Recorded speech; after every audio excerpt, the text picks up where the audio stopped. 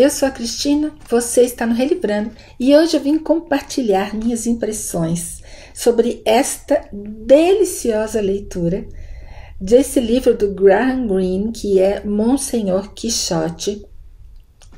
Esse livro que ele escreveu nos últimos anos aí da sua carreira e que, para quem está procurando um livro para se divertir, eu acho que vai adorar, porque dá para dar boas risadas nesse livro. Mas antes que a gente continue falando, eu vou fazer os pedidos de sempre, que é para vocês se inscreverem no canal, caso não sejam inscritos. Se forem inscritos, verifique se a inscrição continua ativa. E aproveita, gente, para dar um like antes de continuar assistindo, dando já um voto de confiança, porque isso ajuda muito a divulgar o canal e desde já eu agradeço. Eu resolvi compartilhar com vocês hoje esse livro do Graham Greene, Monsenhor Quixote, que foi escrito em 1982, já no final da carreira do Greene, que é considerado um escritor católico, e justamente porque ele se converteu ao longo da vida. Eu já falei do Greene aqui quando eu fiz um vídeo sobre 2 livros dele, um vídeo de dobradinha, que inclusive está na playlist dobradinha, que é quando eu falo de 2 livros de um mesmo autor. Tem vários autores ali, e se vocês tiverem curiosidade de dar uma olhada. E os livros sobre os quais eu falei foi Fim de Caso e O Americano Tranquilo. 2 excelentes livros. Fim de Caso eu gosto mais, mas é um gosto particular, né?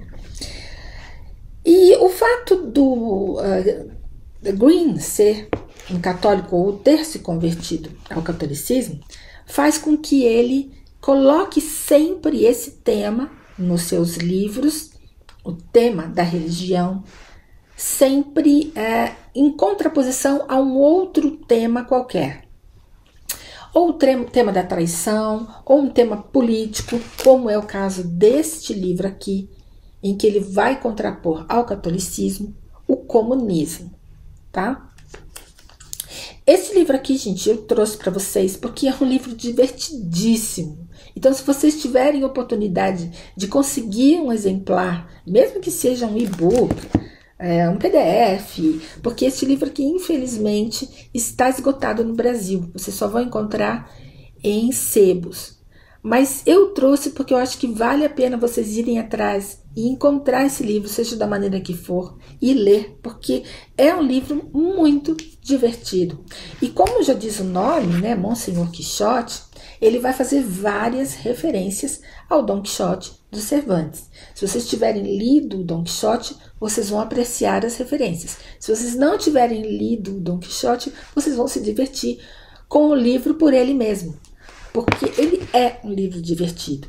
Inclusive, ele não faz uma paródia ao livro dos Cervantes, ele faz uma homenagem. É diferente, tá? Então, o livro fica muito divertido, sem ser piegas. Então, o que eu vou fazer hoje aqui é compartilhar, como sempre, as minhas impressões. Então, a gente vai bater um papo sobre este livro,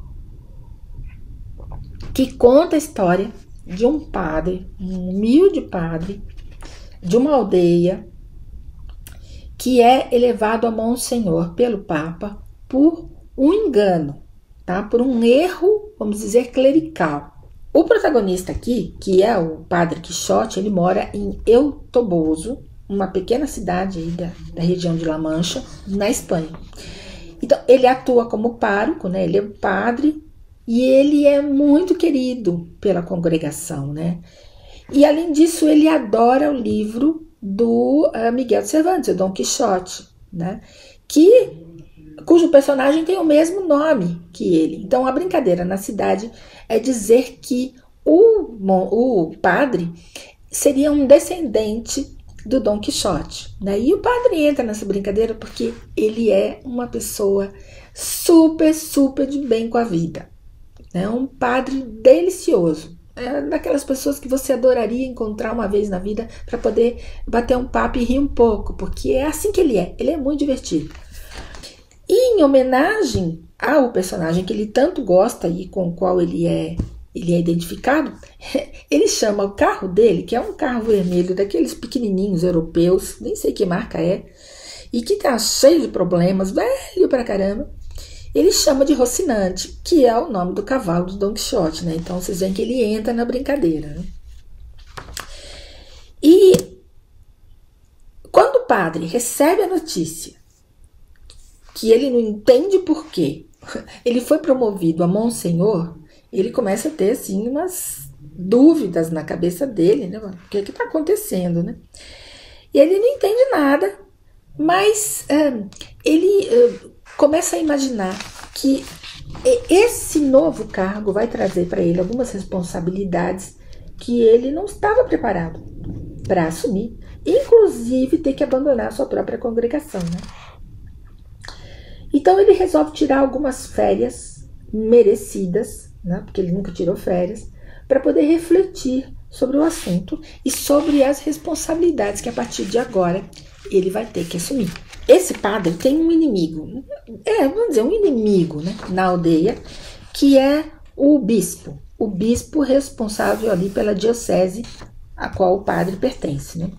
Ele não gosta do padre Quixote, principalmente porque ele acha que o padre recebe muita atenção da congregação e, embora o padre seja uma pessoa extremamente humilde, extremamente honesta e administre a sua igreja com o coração, né? O bispo alega que essa dedicação da aldeia, da dedicação que a aldeia despende para o padre, torna o padre suscetível ao orgulho e à vaidade.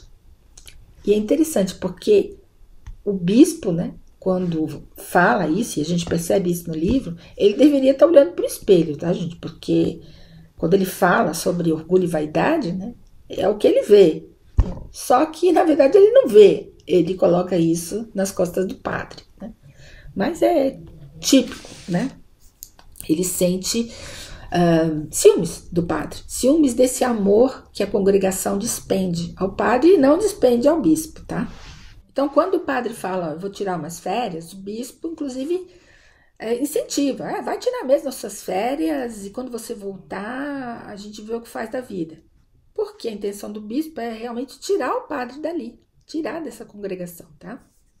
Bom, o segundo personagem desse livro, tão importante e tão ou mais hilário que o próprio padre, é o Henrique Zancas. Ele é o ex-prefeito da cidade, ele é um prefeito comunista e ele acabou de perder as eleições para a oposição. Então ele está desempregado. E ele é amigo do padre. Então eles se encontram logo no início do livro, começam a chorar suas mágoas ali e resolvem tirar as férias juntos, né? Quando o ex-prefeito aí sabe que o padre vai tirar férias, ele fala, quer saber, eu vou com você, né? E o Dom Quixote, como é muito amigo do ex-prefeito, ele acaba apelidando o prefeito de Sancho Pança, né? De Sancho. E aí eles são muito amigos, entram no carro com comida preparada ali pela empregada do padre, as coisas para piquenique e muito vinho, né? Então eles saem aí para passear pelo interior da Espanha. Um detalhe muito interessante que eu acho que vale a pena a gente destacar para poder apreciar, inclusive, melhor o romance, né? É que esse romance se passa nos anos 60 e esses dois personagens, eles são o resultado da Guerra Civil Espanhola, que aconteceu entre 1936 e 1939. Eles são o resultado, eles espelham o resultado dessa guerra civil na sociedade, que ficou dividida entre os católicos, representados pelo padre, e os comunistas, representados aí pelo prefeito. Claro que a gente está fazendo aqui uma simplificação, tá, gente? Mesmo porque eu não entendo tanto assim. Aliás, não entendo nada de Guerra Civil Espanhola. Estou fazendo aqui uma grande simplificação para a gente poder apreciar melhor o romance, tendo em vista isso. E tendo em vista também que em 1960, que é quando se passa o romance, já havia acontecido o Concílio Vaticano II e a abolição das missas em latim. Então, isso também é uma ferramenta a mais para a gente compreender o porquê que esse padre era tão próximo da sua congregação. né? Porque agora não mais celebrando em latim, mas celebrando na língua local, os padres puderam se aproximar muito mais dos seus fiéis, né? Os fiéis, inclusive, participando muito mais da própria missa. Então, a ligação dos fiéis com esse padre era bastante grande. Agora, falando da história em si, né, do que acontece quando esses dois personagens saem de férias aí no Rocinante, são momentos assim incríveis, de diálogos assim fenomenais e inesquecíveis, gente. Esses dois personagens dialogando sobre as suas crenças, né, um sendo comunista e o outro sendo católico, sobre a fé que esses dois têm nas suas crenças, né, e nos seus ídolos, é fenomenal, tá? São diálogos assim inesquecíveis. E uma característica muito interessante do Quixote, aqui do Padre Quixote, é que ele não é um personagem angustiado, né? Apesar dele, assim como Dom Quixote, querer salvar suas donzelas, ele quer salvar, né, a alma dos seus crentes, ele não é um personagem angustiado. Talvez, né, por ele ser um padre, né, e por ele ter essa visão de mundo ampliada, né, de continuação de vida em outro mundo, né? Então ele não é um personagem angustiado, ele é um personagem que vê a vida de uma maneira muito singela, mas ao mesmo tempo muito rica, né? Ele é um personagem com uma formação muito sólida. Ele foi para a Universidade de Salamanca, inclusive. Ele é muito lido, ele lê muito, não só Dom Quixote, que é o livro preferido dele, mas outros, inclusive livros de filosofia, inclusive livros comunistas, né? Então, ele sai nessas férias e, ao longo do trajeto, eles vão parando para comer, para beber muito juntos, né? Eles bebem muito vinho e passam noite em alguns lugares assim até meio suspeitos. E essa é uma cena, gente, que eu não posso descrever para vocês. Quando o padre é levado pelo ex-prefeito, né, para um hotel que ele acha que é um hotel, mas na verdade não é um hotel, é um bordel. Gente, fenomenal. Quando o padre acorda de manhã e ele descrevendo a maneira como ele foi tratado pelas mulheres ali, ele é hilário, tá bom? E aí, né, eu queria até mostrar aqui para vocês alguns temas que eles discutem ao longo do livro, né? Porque o tema deste livro é a fé e a crença, né? Então, dos dois personagens, né?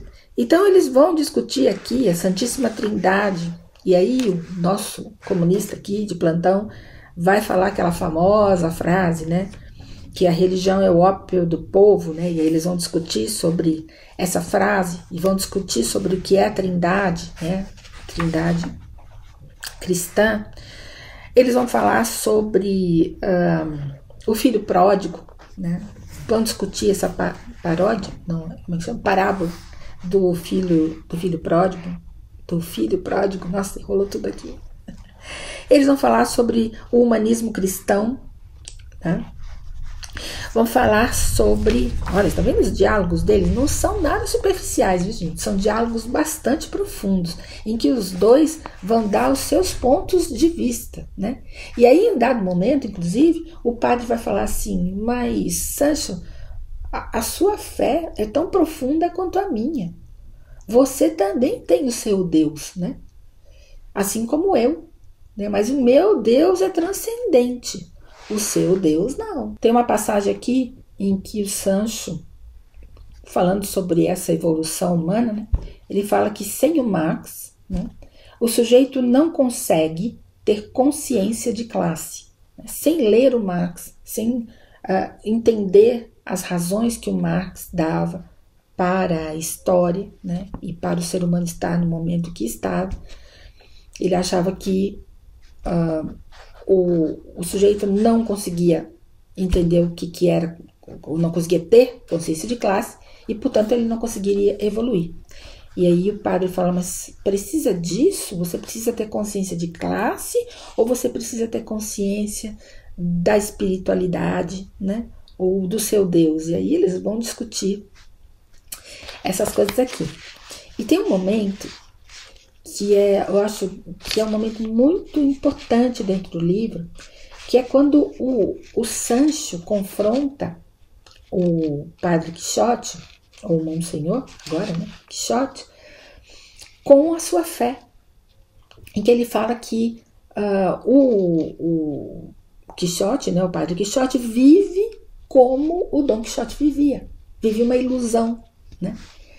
E aí o Padre Quixote diz, olha, eu sei, né, que o Quixote não existiu.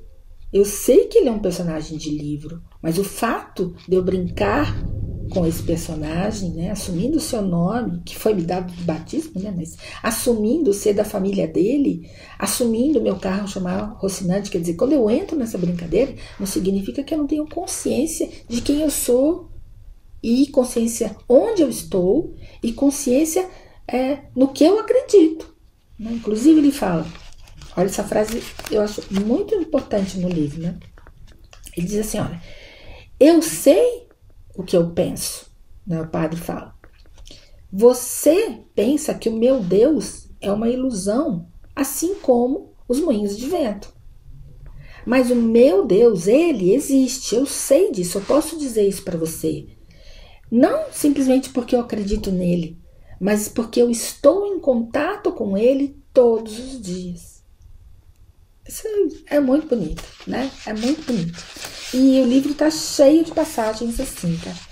Mas não se engane, tá, gente? Não se enganem achando que esses personagens entram em conflito aí o tempo inteiro. Não é esse o teor do livro. O teor do livro é outro. O teor do livro é mostrar dois personagens com crenças opostas e que conseguem conviver, né, cada um dentro da sua fé, numa química incrível. Esses dois personagens têm uma química perfeita. O Green conseguiu construir dois personagens que têm vida, têm muito conteúdo, eles são muito sólidos. A gente consegue visualizar cada um desses personagens no nosso cotidiano, tá? Inclusive cotidiano do Brasil, né? E, no entanto, eles têm crenças e o discurso deles é completamente diferente. Mas eles conseguem discutir todos os temas que estão aqui e nos dar uma visão de mundo opostas de cada um deles, tá? Então, o que eles vão discutir é a fé, exatamente a fé e a crença nesse mundo que a gente vive hoje, tá? Então, esse livro aqui é muitíssimo atual, muitíssimo atual.